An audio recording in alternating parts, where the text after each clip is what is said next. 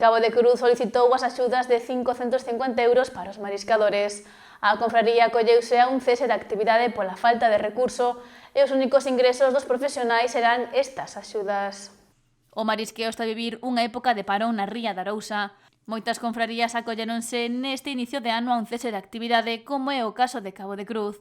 O Posito barallou a opción de acollerse a varias axudas para poder ir mellorando o servizo mentres a actividade está detida, como o de acollerse á subvención do GAL para proxectos colectivos de modernización, pero para poder optar a eles fan falta 2/3 dos votos da Xunta Xeral. Cousa que a día de hoxe faise imposible, pois o consenso, a causa do conflito que temos os dous sectores por motivo das discrepancias que existen polo acordo do 2006, xa perdemos fai pouco unhas subvencións de 200.000 euros que iban destinadas á compra dun tractor e dunhas máquinas clasificadoras. Con este ambiente xa nos poden ofrecer ouro que non vamos a conseguir nada. Sin embargo, o sector da pé acudeu a nós para que lle déramos o voto para solicitar o cese da actividade e poder cobrar as axudas económicas. Algo que o colectivo da flote votou de forma positiva, xa que sinalan que só buscan o ben da confraría.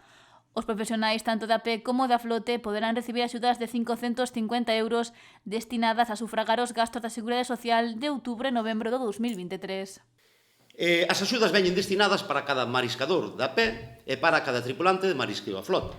Aquí volvemos a ver un agravio comparativo cando aos mariscadores da PE se lle conceden os 550 euros se estuveran inactivos ou estuveran de baixa médica. Sin embargo, os mariscadores tripulantes da flote, se estuveron de baixa, xa non teñen direito a eses 550 euros. A día de hoxe, tamén, mandaron 2 borradores dende a Consellería con a intención de ser publicadas unhas axudas no mes de abril por cese de actividade. Poderían solicitarse en maio, pero sinala que non teñen máis información ao respecto, polo que descoñecen as súas peculiaridades. A nosa cofradía a día de hoxe tamén, que é a día de hoxe a todo, está sendolle negadas unhas subvencións por valor de 150.000 euros.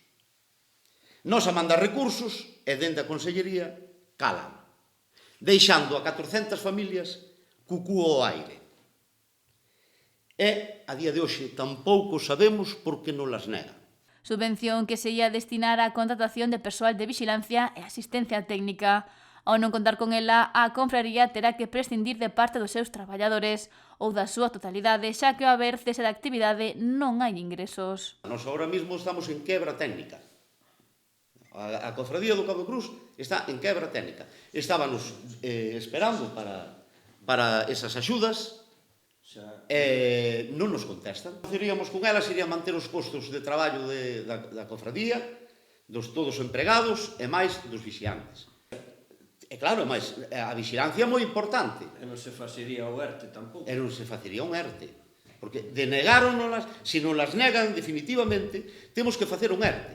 Polo que no caso de que se derase a situación, os bancos marisqueiros da concesión de Cabo de Cruz quedarían sen vixiar.